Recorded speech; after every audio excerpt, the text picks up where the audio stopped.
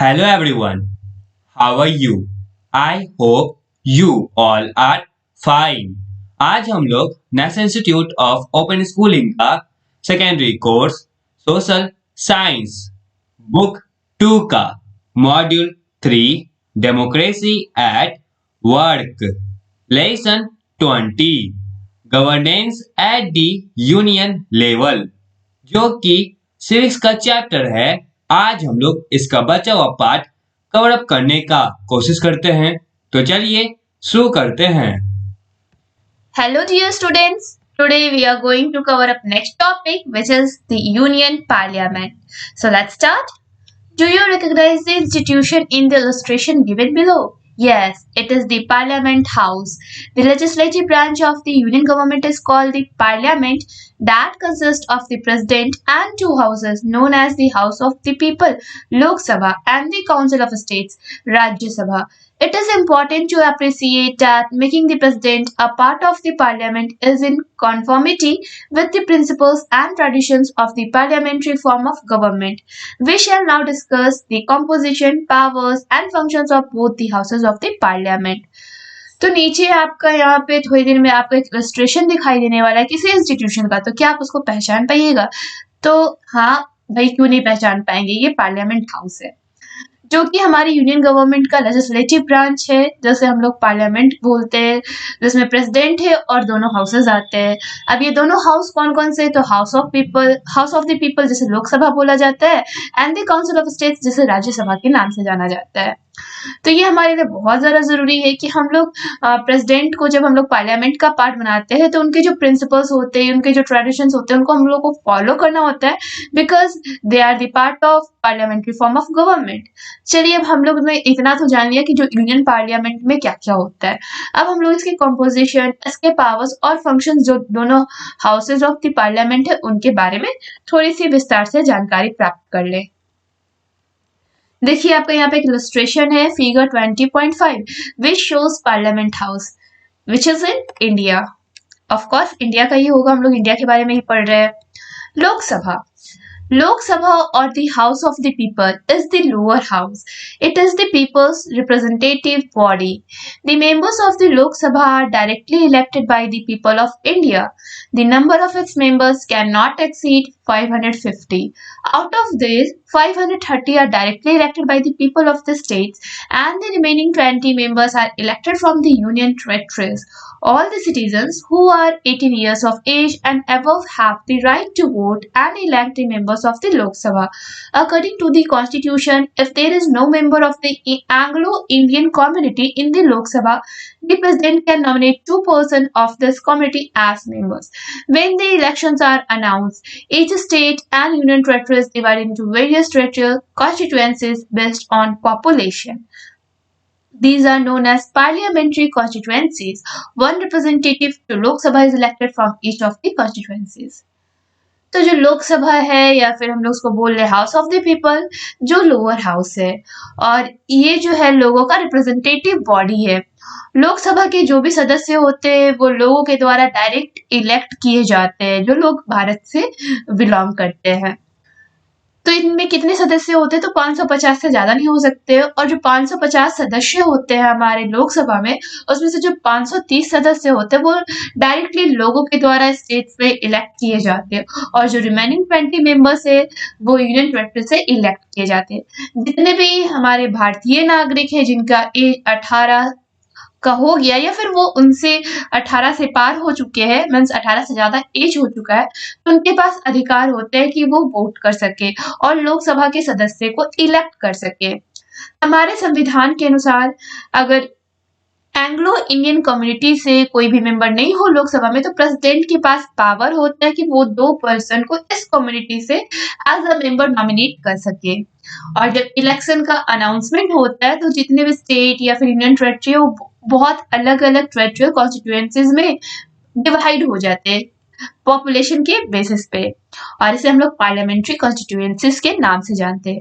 तो एक रिप्रेजेंटेटिव होते हैं लोकसभा को, उनको इलेक्ट किए जाते हैं हर एक कॉन्स्टिट्यूएंसी से, मीन्स जितने कॉन्स्टिट्यूएंसीज डिवाइड होते हैं वहां से एक मेंबर को इलेक्ट किया जाता है। The term of the Lok Sabha is 5 years. However, it can be dissolved even earlier by the president. During an emergency, a term can be extended for a period of 1 year. Those who want to be a member of the Lok Sabha must be a citizen of India, be at least of 25 years of age, and not hold an office of profit under the central, state, or local governments. She should possess such other qualifications as may be specified by law made by Parliament from time to time. तो जो लोकसभा का term जो होता है वो 5 सालों के लिए होता है, लेकिन इसे प्रेसिडेंट उसके टर्म से पहले भी डिसॉल्व कर सकते हैं। और इमरजेंसी के टाइम में क्या होता है कि इसका जो पीरियड है वो 1 साल के लिए एक्सटेंड भी किया जा सकता है। और जो लोग भी, चाहे आप हो या कोई भी लोग हो, वो जब लोकसभा के सदस्य बनना चाहते हैं तो उनके लिए क्या क्या क्वालिफिकेशन होना चाहिए। फर्स्ट कि वो भारत के ही नागरिक होने चाहिए, और उनका जो कम से कम जो उम्र होना चाहिए मिनिमम वो 25 ईयर्स होना चाहिए, और उन्होंने कोई भी गवर्नमेंट जैसे कि सेंट्रल गवर्नमेंट हो गया, स्टेट गवर्नमेंट हो गया, लोकल गवर्नमेंट्स, इनके ऑफिस ऑफ प्रॉफिट को होल्ड ना किया हो तो वो हमारे बन सकते हैं लोकसभा के मेंबर। और उनके पास ऐसे क्वालिफिकेशन होना चाहिए जो कि हमारे लॉ से स्पेसिफाइड हो, जो पार्लियामेंट से बनता है time to time. Then we are coming to Rajya Sabha. अभी हम लोगों ने लोकसभा के बारे में पढ़ा, अब हम लोग राज्यसभा के बारे में पढ़ते हैं। Rajya Sabha, the Council of States, is the upper house of parliament. The maximum number of members of this house cannot exceed 250. Out of this, 238 members represent the states and union territories, and 12 are nominated by the President of India. The nominated members are distinguished persons in the field of literature, art, science, and social service. The elected representatives are elected by the state legislative assemblies according to the system of proportional representation by the means of single transferable vote. The number of members from each state depends on the population of that state. तो जो राज्यसभा है वो council of states भी है, और ये upper house है parliament का। जो लोकसभा था वो लोअर हाउस था पार्लियामेंट का, वेराज जो राज्यसभा है वो अपर हाउस है पार्लियामेंट का। इसमें जो मैक्सिमम नंबर ऑफ मेंबर्स है इस हाउस में वो 250 से एक्सीड नहीं कर सकते ज्यादा, और इसकी जो 238 मेंबर्स है वो अपने स्टेट और यूनियन टेरिटरीज को रिप्रेजेंट करते हैं, और जो वे 12 जो पर्सन है इस राज्यसभा के जो मेंबर है वो प्रेसिडेंट के द्वारा नॉमिनेट किए जाते हैं। ये जो नॉमिनेटेड मेंबर्स होते हैं वो अलग अलग फील्ड से होते हैं, जैसे कि लिटरेचर से है, कोई आर्ट से, साइंस से, या फिर सोशल सर्विस से। ये जो इलेक्टेड रिप्रेजेंटेटिव्स है वो स्टेट लेजिस्लेटिव असेंबलीज के द्वारा इलेक्ट किए जाते हैं according to the system of proportional representation. Means उनका जो सिस्टम होता है वो प्रोपोर्शनल रिप्रेजेंटेशन होता है, और इनका जो वोट होता है वो सिंगल ट्रांसफरेबल वोट होता है। एंड जो नंबर ऑफ मेंबर्स है ईच स्टेट पे डिपेंड करता है कि उस स्टेट का पॉपुलेशन कितना है। अगर किसी स्टेट का जितना पॉपुलेशन उस बेसिस पे उस स्टेट से मेंबर्स इलेक्ट किए जाते हैं। The Rajya Sabha is not subject to dissolution. The members of the Rajya Sabha are elected for 6 years, but there is an arrangement according to which 1/3 of the members retire every 2 years and new members are elected. The retiring members can be re-elected. To be eligible to be a member of the Rajya Sabha, a person must be a citizen of India and be at least 30 years of age. Other qualifications are the same as those for the members of the Lok Sabha. The sessions of the parliaments are summoned by the president. There should not be a gap of more than 6 months between the two sessions. The president has the right to prorogue the sessions. Lok Sabha can be resolved by the president but not the Rajya Sabha, as it is a permanent house of the parliament. तो राज्यसभा में dissolution का कोई case ही नहीं बनता कि वो उसको हम लोग डिसॉल्व हमारे प्रेसिडेंट कर सकते हैं। जो राज्यसभा के मेंबर्स होते हैं वो 6 सालों के लिए इलेक्ट किए जाते हैं, लेकिन हमारे यहाँ ऐसा अरेंजमेंट होता है कि जो 1/3 मेंबर्स होते हैं हमारे राज्यसभा के वो प्रत्येक 2 वर्षों में रिटायर करते हैं, और उसकी जगह पे नए मेंबर्स इलेक्ट किए जाते हैं। इसका मतलब क्या हुआ कि जितने भी मेंबर्स है वो 6 साल में एक बार ही रिटायर नहीं करते, बल्कि एवरी 2 इयर्स में वो लोग एक एक करके रिटायर होते हैं। मीन्स कुछ मेंबर्स रिटायर होते हैं और उनकी जगह पे जो नए मेंबर्स है उनको इलेक्ट किया जाता है। जो रिटायर हो गए मेंबर वो भी री इलेक्ट किए जा सकते हैं, मीन्स वो उनको फिर से री इलेक्शन उनका हो सकता है। और अगर किसी को राज्यसभा का मेंबर बनना है तो उसके लिए उनके पास क्या क्या क्वालिफिकेशन होना चाहिए। सबसे पहले तो ये जरूरी है कि वो इंडिया के सिटीजन होना चाहिए। ऑफ कोर्स हम लोगों ने अभी तक जितनी भी बातें पढ़ी, तो जो भी हमारे यहाँ की जो चीजें है उसमें जिनको इलेक्शन में खड़ा होना है तो उन्हें इंडिया से बिलोंग करना जरूरी है। इट मीन्स वो इंडिया के सिटीजन होना चाहिए। एंड उनका जो राज्यसभा के लिए जो मिनिमम एज रिक्वायरमेंट है वो 30 ईयर्स है। और अदर क्वालिफिकेशन सेम है जो कि लोकसभा के मेंबर्स के इलेक्शंस के लिए। जो सेशन है पार्लियामेंट का वो प्रेसिडेंट सम्मान करते हैं। और यहाँ पे 6 मंथ्स का से ज्यादा गैप नहीं होना चाहिए। जब 2 सेशंस होते हैं हमारे साल भर में तो उसके बीच में 6 महीने से ज्यादा का गैप नहीं होना चाहिए। एंड हमारे प्रेसिडेंट के पास राइट होता है कि वो सेशंस को ब्लॉक कर सके। और जो लोकसभा है वो डिसॉल्व किए जाते हैं प्रेसिडेंट के द्वारा, लेकिन राज्यसभा नहीं किए जा सकते क्योंकि ये हाउस ऑफ द पार्लियामेंट का परमानेंट हाउस है। Presiding officers. Lok Sabha is presided over by the Speaker and in his her absence by the Deputy Speaker. Members of the Lok Sabha elect the Speaker and the Deputy Speaker from among themselves. She maintains order and discipline in the lower house as well as supervises its proceedings. She decides who will speak and for how long. She normally does not cast his her vote but can vote in case of a tie. The speaker decides whether a bill is an ordinary or a money bill and his her decision is final.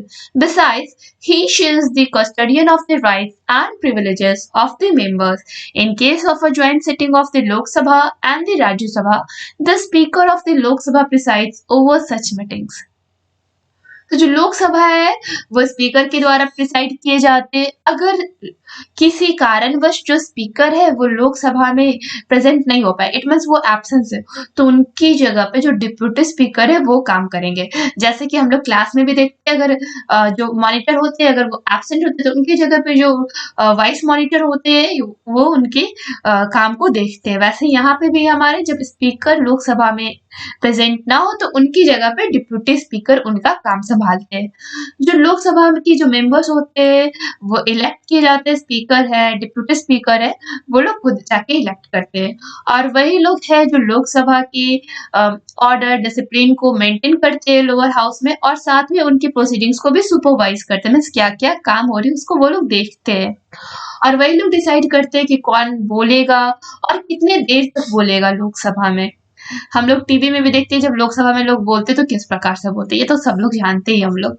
चलिए अब आगे बढ़ते हैं। तो जो speaker होते हैं वो नॉर्मली अपने वोट को कास्ट नहीं करते। अगर कोई केस बनता है कि हाँ वोटिंग हो रहा तो उसमें टाई हो गया तो स्पीकर फिर जाके अपना वोट को कास्ट करते हैं। जो स्पीकर है वो डिसाइड करते हैं जो बिल है वो ऑर्डिनरी होगा, मनी बिल होगा, और उनकी डिसीजन जो होता है वो फाइनल होता है। इन सब के अलावा उनके पास कस्टडियन होता है राइट्स और प्रिविलेजेस का कि मेंबर्स किस प्रकार से बिहेव करेंगे। और जब ज्वाइंट सिटिंग होता है Lok Sabha as well as Rajya Sabha का, तो जो स्पीकर होते हैं लोकसभा का वो इस मीटिंग को देखते हैं। एंड देखिए यहाँ पे आपका एक इलस्ट्रेशन बना हुआ है सेशन ऑफ लोकसभा। यहाँ पे लोकसभा का सेशन चल रहा है तो किस प्रकार से चल रहा है वो यहाँ ये आपके इलस्ट्रेशन में शो किया जा रहा है। Rajya Sabha is presided over by the Vice President of India, who is its ex officio chairman. The chairman, Vice President, is not a member of the Rajya Sabha. He is elected by an electoral college consisting of the members of both the houses of parliament. During his her absence, the house is presided over by the deputy chairman.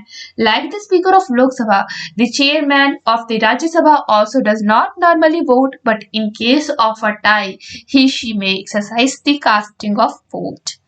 तो जो हमारा राज्यसभा है उसको vice president जो India के होते हैं वो उसको प्रिसाइड करते हैं, क्योंकि वही एक्स ऑफिशियल चेयरमैन भी होते हैं। जो चेयरमैन जो वाइस प्रेसिडेंट है वो राज्यसभा के मेंबर नहीं होते, लेकिन उनका इलेक्शन होता है इलेक्टोरल कॉलेज के द्वारा, जो दोनों हाउसेस ऑफ पार्लियामेंट के मेंबर्स बनते हैं। और उनकी अनुपस्थिति में जो हमारे चेयरमैन हो गए एक्स ऑफिशियल चेयरमैन, उनकी अनुपस्थिति में जो हाउस है उसको कौन प्रिसाइड करते हैं, तो हमारे डिप्यूटी चेयरमैन करते हैं। और जैसा लोकसभा के स्पीकर के साथ होता है वैसे राज्यसभा के चेयरमैन के साथ भी होता है कि वो नॉर्मली वोट को कास्ट नहीं करते, लेकिन इन केस ऑफ टाई, जब टाई का केस बनता है तो ये अपने वोट को कास्ट करते हैं। Functions of Parliament.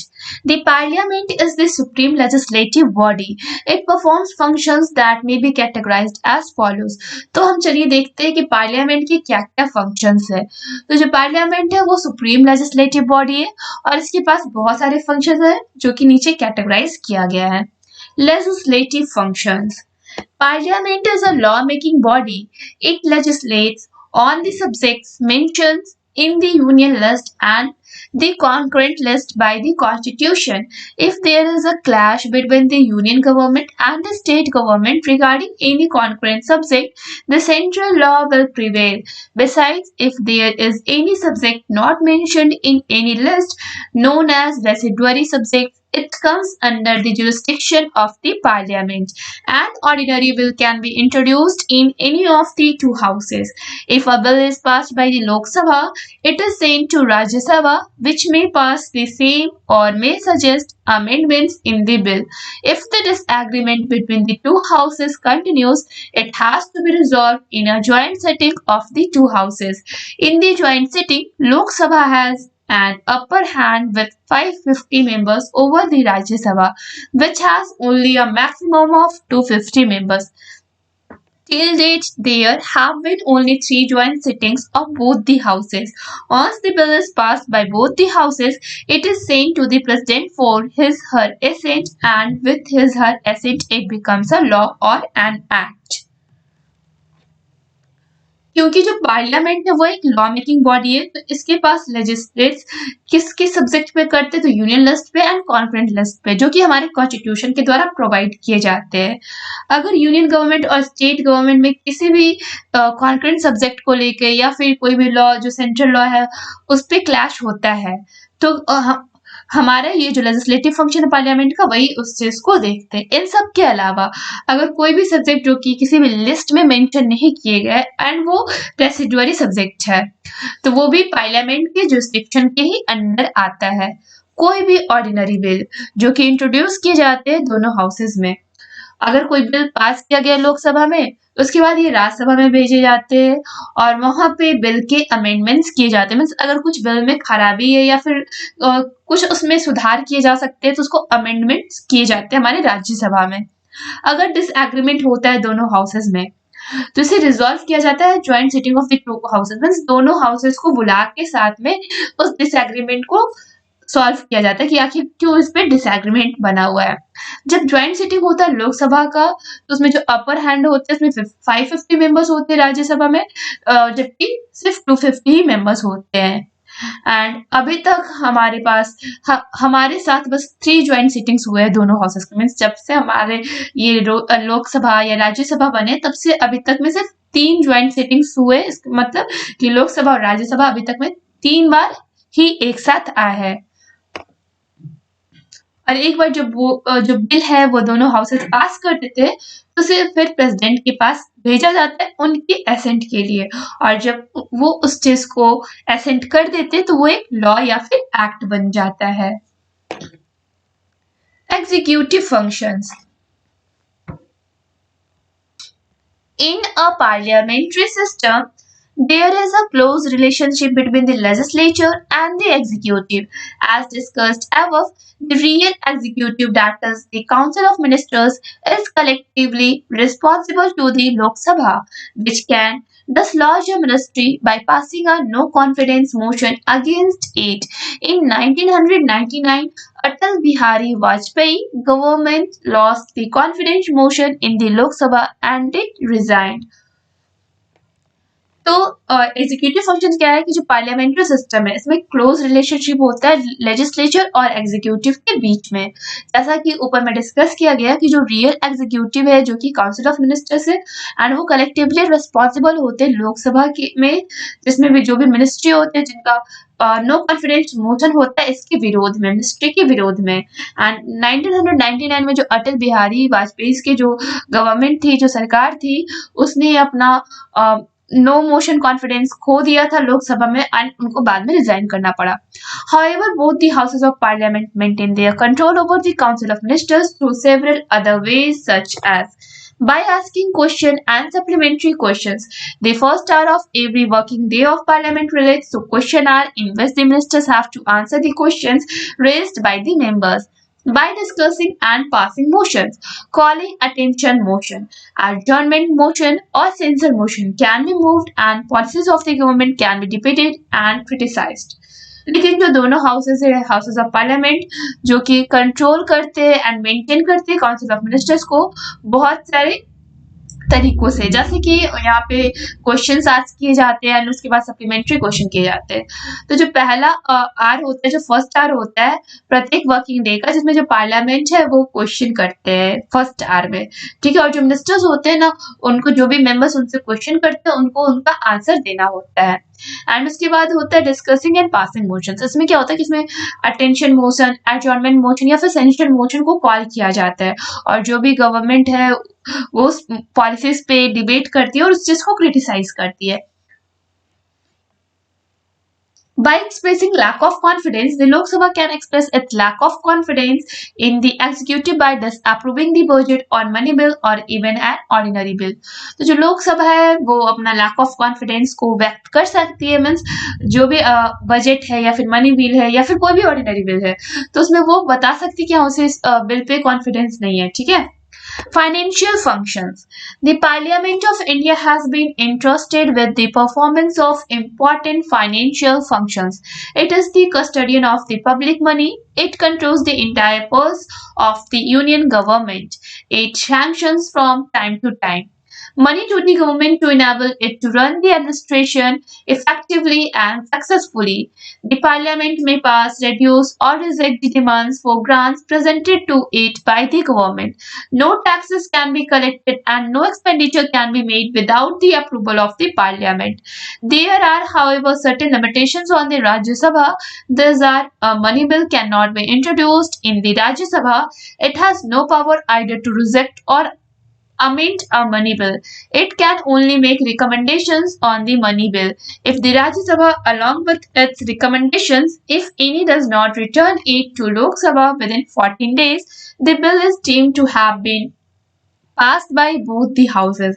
As regards the annual budget, annual financial statement, it is presented in the Lok Sabha and the Rajya Sabha may only discuss it but cannot stop it from becoming law. जो parliament है India का और जिसमें जो भी financial functions होते हैं वो पार्लियामेंट में होते हैं एंड इसका जो कस्टडियन है जो पब्लिक मनी का वो पार्लियामेंट के पास होता है। ये यूनियन गवर्नमेंट्स के सारे पर्स को कंट्रोल करता है हमारा पार्लियामेंट और इसके पास बहुत सारे सैंक्शंस होते हैं जो टाइम टू टाइम किए जाते हैं, जैसे कि जो भी गवर्नमेंट के पास मनी बिल जाता है, जो भी एडमिनिस्ट्रेशन के काम होते हैं किस प्रकार से इफेक्टिवली करना है, सक्सेसफुली करना है, वो पार्लियामेंट डिसाइड करते हैं। एंड जो पार्लियामेंट होते हैं वो किसी भी डिमांड्स को जो कि गवर्नमेंट के द्वारा प्रेजेंट किया जा रहा है या ग्रांट्स को उसको वो पास कर सकते हैं, रिड्यूस कर सकते हैं या फिर रिजेक्ट भी कर सकते हैं। एंड जो भी टैक्सेस है उसको कैसे कलेक्ट करना है या फिर जो भी एक्सपेंडिचर है उसको कैसे करना है वो सब पार्लियामेंट के बिना अप्रूवल के हो नहीं सकता है, मीन्स उसका जो भी चीज है वो पार्लियामेंट ही देखती है। एंड हाउएवर यहाँ पे कुछ लिमिटेशंस भी है हमारे राज्यसभा के पास। पहला जो लिमिटेशंस है वो क्या है, जो मनी बिल है वो राज्यसभा में इंट्रोड्यूस नहीं किए जाते और इनके पास कोई भी पावर नहीं होता कि वो किसी भी अमेंड बिल को पास करे या उसको अमेंड कर सके, मीन्स उसमें सुधार कर सके। और वो तभी मनी बिल को देखते हैं जब उसमें रिकमेंडेशंस आते हैं। एंड अगर जो राज्यसभा है वो रिकमेंडेशंस के साथ अगर वो लोकसभा में 14 दिनों के अंदर बिल को नहीं पास करते तो जो दोनों हाउस है वो टीम हो जाते हैं, मीन्स उनका काम वहीं पे रुक जाता है। As regards the annual budget, जो एनुअल बजट क्या होता है तो वो वर्ष में एक बार जो हमारा बजट बनता है ना उसे एनुअल बजट बोलते हैं, जैसे एनुअल फाइनेंशियल स्टेटमेंट भी बोला जाता है। एंड ये लोकसभा में प्रेजेंट किया जाता है एंड जो राज्यसभा है सिर्फ उसमें उसका डिस्कशन होता है, लेकिन जो राज्यसभा में होता है उसको ना ही कोई स्टॉप कर सकता है उस बिल को और ना ही उसको कैसे नहीं स्टॉप कर सकता, तो वो जो बिल है वो लॉ बन जाएगा और राज्यसभा के पास उसके राइट नहीं होता कि वो उस बिल को रोक सके। Judicial functions. The Parliament is empowered to prescribe the number of judges of the Supreme Court by law. It is also authorized to establish a common high court for two or more states as well as to constitute a high court even for a union territory. A Chief Justice or Judge of the Supreme Court or of any High Court can be removed from his or her office by the President only after an impeachment process by both the Houses of Parliament. जो parliament है उनके पास power होता है कि जितने भी number of supreme court के जो भी जजेस है उनको वो एम्पावर करते हैं, वो प्रिस्क्राइब करते हैं पार्लियामेंट, ठीक है, लॉ के द्वारा। उनके पास ऑथराइजेशन होता है कि वो एक कॉमन हाई कोर्ट या फिर टू और मोर स्टेट्स के जो कॉन्स्टिट्यूटिव हाई कोर्ट्स होते हैं या फिर यूनियन टेरिटरी के, तो वही ऑथराइज करते हैं, वही स्टैब्लिश करते हैं, ठीक है। और जो चीफ जस्टिस या जज होते हैं सुप्रीम कोर्ट के या फिर किसी भी हाई कोर्ट के, वो रिमूव किए जाते हैं अपने ऑफिस से प्रेसिडेंट के द्वारा जब इम्पीचमेंट प्रोसेस होता है दोनों हाउसेज ऑफ पार्लियामेंट में, मीन्स लोकसभा में एंड राज्यसभा में इम्पीचमेंट प्रोसेस होता है, तब जाके सुप्रीम कोर्ट या हाई कोर्ट के चीफ जस्टिस और जज को उनके पोजीशन से रिमूव किया जाता है। Miscellaneous functions. The Parliament has the power to remove the President and the Vice President by a special majority of votes. This process is called as impeachment. It has the power to amend the Constitution. Certain parts of the Constitution can be amended by a simple majority and certain others require two-thirds majority. Some other parts of the Constitution can be amended with special majority of the Parliament and the approval of the legislatures of half of the states. तो parliament के पास miscellaneous functions भी है, तो इनके पास power होता है कि वो प्रेसिडेंट या फिर वाइस प्रेसिडेंट को स्पेशल मेजोरिटी ऑफ वोट्स के साथ रिमूव कर सकते हैं उनकी पोजीशन से। और ये जो प्रोसेस है उसे इम्पीचमेंट प्रोसेस बोला जाता है। एंड इसके पास पावर होता है पार्लियामेंट के पास कि वो कॉन्स्टिट्यूशन को अमेंड कर सके, मीन्स कॉन्स्टिट्यूशन में कुछ अगर सुधार लाना चाहते हैं तो वो सुधार भी ला सकते हैं। एंड जो कुछ पार्ट्स होते हैं कॉन्स्टिट्यूशन को वो सिंपल मेजोरिटी के साथ अमेंड किए जा सकते हैं, लेकिन जो कुछ पार्ट्स होते हैं उसमें 2/3 मेजोरिटी चाहिए, तब जाके कॉन्स्टिट्यूशन में अमेंडमेंट हो सकता है। एंड जो कुछ पार्ट्स होते हैं कॉन्स्टिट्यूशन के उसमें अमेंडेशन के लिए स्पेशल मेजोरिटी चाहिए पार्लियामेंट का एंड अप्रूवल चाहिए स्टेट्स, जो लेजिस्लेचर में हाफ ऑफ द स्टेट्स जो मेंबर्स होते हैं उनकी अप्रूवल चाहिए, तब जाके वहां पे अमेंडमेंट होती है। Comparative position of both of the House of Parliament. In a parliamentary system, the lower house always plays a more important role. Accordingly, in our country also, the Lok Sabha is more powerful and effective. The following points are important for understanding the comparative position of both the houses. तो चलिए हम लोग जानते हैं कि जो लोकसभा है जो राज्यसभा है, जो दोनों हाउसेज ऑफ जो हमारा पार्लियामेंट है उसका कौन सा पोजीशन किसका है, क्या है, मीन्स यहाँ पे हम लोग कंपेयर करने वाले हैं दोनों की पोजीशन को। जो पार्लियामेंट्री सिस्टम है, जो लोअर हाउस है, हमेशा इसमें बहुत ज्यादा इसको महत्वपूर्ण रोल को प्ले करना पड़ता है। और हमारे कंट्री में जो होता है, जो लोकसभा होता है, वो मोर पावरफुल एंड इफेक्टिव है। एंड यहाँ पे कुछ फॉलोइंग पास दिए गए जो आपके लिए बेटर अंडरस्टैंडिंग में आपको हेल्प करेंगे कि किस तरह से हमारा जो पोजीशन है दोनों हाउस का वो क्या है। Lok Sabha is directly elected and the true representative of the people of India. Rajya Sabha, on the other hand, is indirectly elected. Moreover, Rajya Sabha is a permanent body, whereas the Lok Sabha is elected for a definite period of 5 years. Its tenure can be increased and it can be dissolved even earlier than the expiry of the term. तो जो लोकसभा के जो members होते हैं वो directly elect किए जाते हैं एंड ये जो भी लोग हैं इंडिया के उनके ये ट्रू रिप्रेजेंटेटिव है। एंड जो राज्यसभा वही हम लोग देखते हैं तो ये इनडायरेक्टली इलेक्टेड है, मीन्स यहाँ के जो मेंबर्स हैं उनको इनडायरेक्टली इलेक्ट किया जाता है। इन सब के अलावा जो राज्यसभा है परमानेंट बॉडी है, वही जो लोकसभा है वो एक डिफिनिट पीरियड ऑफ टाइम के लिए इलेक्ट किया जाता है एंड साथ में उनके टेनर से पहले उसको डिसॉल्व भी किया जा सकता है एक्सपायरी से पहले, या फिर उसके टेनर को बढ़ाया भी जा सकता है। In case of an ordinary bill, both the houses have equal powers. But if the differences between both houses continue and a joint session is convened, the Lok Sabha gets an upper hand as its membership is more than double of that of the Rajya Sabha. तो कोई भी ordinary bill है अगर दोनों house इसके पास equal powers होता है उसको देखने के लिए, लेकिन दोनों में अगर डिफरेंसेस आ जाता है दोनों हाउसेस में, तो जब ज्वाइंट सेशन बुलाया जाता है तो लोकसभा को अपर हैंड बोला जाता है क्योंकि इसकी मेंबरशिप में ज्यादा लोग होते हैं, डबल होते हैं राज्यसभा से।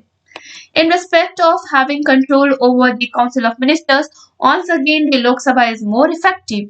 Rajya Sabha can have some control by debating on the policies and programs and criticizing the government, but only the Lok Sabha has the power to pass a no confidence motion, which is done the Council of Ministers resigns. तो हम लोग देखते हैं कि जो council of ministers होते हैं उनके पास जो कंट्रोल है वो क्या होता है। अगर एक बार जो लोकसभा है वो मोर इफेक्टिव हो जाए तो काउंसिल ऑफ मिनिस्टर्स काम करते हैं, एंड जो राज्यसभा है उसके पास कंट्रोल होता है डिबेट करने का कि किसी भी पॉलिसीज और प्रोग्राम्स को किस तरह से गवर्नमेंट को क्रिटिसाइज करके देना है। एंड जब लोकसभा है उनके पास पावर होता है कि वो नो कॉन्फिडेंस मोशन को पास कर सके, और एक बार हो गया तो जो काउंसिल ऑफ मिनिस्टर्स है उनको रिजाइन करना पड़ता है। With regard to the constitutional amendments, election of the president and the vice president and impeachment or removal of president, vice president, chief justice and judges of the Supreme Court and high courts, both the Lok Sabha and the Rajya Sabha have almost similar powers.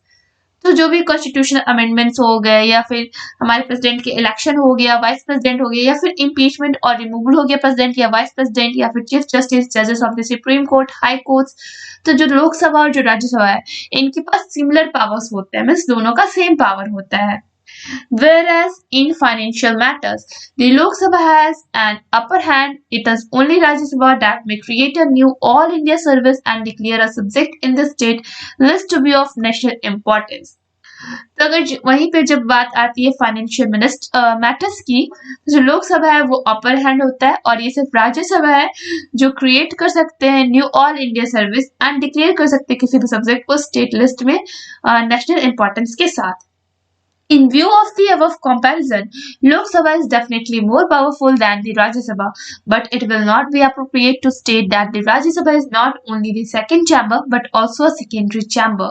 We have seen how important a role Rajya Sabha also plays, and there are certain functions which only Rajya Sabha can perform. तो हम लोगों ने ऊपर में तुलना की तो लोकसभा हम लोग तो ये मानते हैं कि जो लोकसभा है बहुत ज्यादा पावरफुल है राज्यसभा से, लेकिन ध्यान दीजिए यहाँ पे जो स्टेट है हमारा उसका जो अप्रोप्रिएट हम लोग देखते हैं अप्रोप्रिएटली, तो राज्यसभा है ना सिर्फ सेकंड चैम्बर है हाउस ऑफ पार्लियामेंट का, बल्कि ये सेकेंडरी चैम्बर भी है। और हम लोगों ने देखा कि जो राज्यसभा का जो रोल है वो कितना ज्यादा इम्पोर्टेंट है, एंड इसके जो कुछ सर्टेन फंक्शंस है वो सिर्फ राज्यसभा ही परफॉर्म कर सकते हैं। Impact of union government on citizens and their daily life. The union government formulates and implements many national level programs and schemes which have an impact upon our quality of life. These programs include many in education and child care, such as the Integrated Child Development Scheme (ICDS), proving Anganwadis for child nutrition and care, Sarva Shiksha Abhiyan SSA for universalizing elementary education, and Rashtriya Madhyamik Shiksha Abhiyan RMSA for universalization of secondary education. Some other union government programs are the National Rural Health Mission, Total Sanitation Campaign, and Manrega, which is Mahatma Gandhi National Rural Employment Guarantee Act, Indira Awas Yojana, etc. तो हमारी जो union government है वो बहुत सारे जो programme है national level पे उसको फॉर्मुलेट्स करते हैं एंड इम्प्लीमेंट्स भी करते हैं स्कीम्स और प्रोग्राम्स को, जिसका हमारे लोगों के लाइफ पे बहुत बड़ा इम्पैक्ट भी पड़ता है। एंड ये जो प्रोग्राम्स है इसमें एजुकेशन से रिलेटेड है, चाइल्ड केयर से रिलेटेड है, एंड चाइल्ड डेवलपमेंट स्कीम से भी इंटीग्रेटेड है। हमारा ऐसा बहुत सारे प्रोग्राम है जो चाइल्ड केयर से रिलेटेड, जैसे कि हमारा एक प्रोग्राम है इंटीग्रेटेड चाइल्ड डेवलपमेंट स्कीम, जिसे ICDS भी बोला जाता है, जो कि प्रोवाइड करते हैं आंगनवाड़ीज। आंगनवाड़ीज का क्या काम है? छोटे छोटे बच्चों का ख्याल रखना, उनको न्यूट्रिशन प्रोवाइड करना, ठीक है। तो ये जो आंगनवाड़ीज का जो स्कीम है वो किसके अंदर आता है? तो integrated child development scheme which is ICDS। And एक है सर्व शिक्षा अभियान। तो हम लोग जैसे कि इसके नाम से जाने जो सर्व शिक्षा, शिक्षा मीन्स एजुकेशन, तो ये SSA हो गया, और ये क्या करता है? ये एलिमेंट्री एजुकेशन प्रोवाइड करता है। एंड है यहाँ पे राष्ट्रीय माध्यमिक शिक्षा अभियान, तो ये भी हमारे एजुकेशन से ही रिलेटेड है। फर्स्ट वाला हमारा एलिमेंट्री एजुकेशन था, एंड ये है जो हमारा सेकेंडरी एजुकेशन है, ठीक है। RLSA। एंड जो यूनियन गवर्नमेंट है इसके जो कुछ प्रोग्राम्स है वो नेशनल रूरल हेल्थ मिशन से भी है, टोटल सैनिटेशन कैंपेन मीन्स ग्रामीण क्षेत्र में भी इन्होंने अपना पॉलिसीज और स्कीम्स को इम्प्लीमेंट किया है।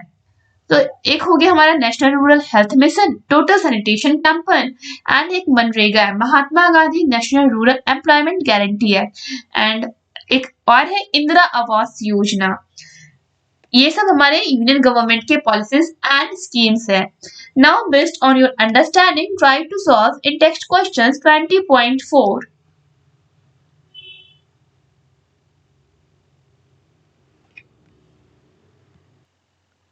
वेल, चैप्टर अभी कंप्लीट नहीं हुआ है। नेक्स्ट वीडियो में नेक्स्ट टॉपिक कवर अप होगा। तब तक के लिए इस चैप्टर का इंडेक्स क्वेश्चन बनाने का प्रयास करें और साथ ही साथ इस चैप्टर को पढ़ने और समझने का प्रयास करें। That's all for today. Thank you everyone.